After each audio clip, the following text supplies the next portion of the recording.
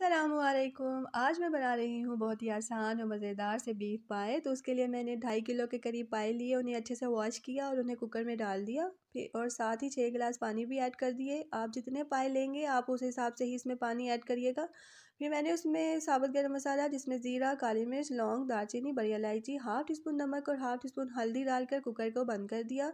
और 40 से 45 मिनट तक ही इसको कुक करना है, ताकि पाए अच्छे से गल जाए और हमारी यखनी अच्छे से बनकर रेडी हो जाए।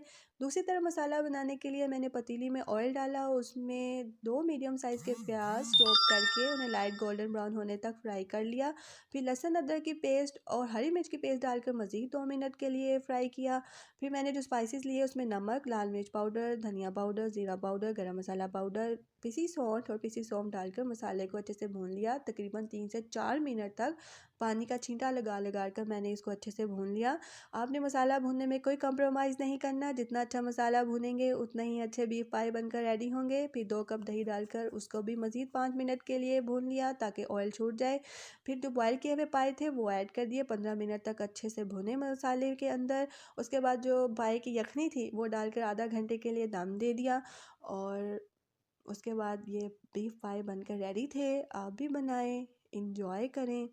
और अगर आपको मेरी ये रेसिपी अच्छी लगती है तो शेयर करें, लाइक करें।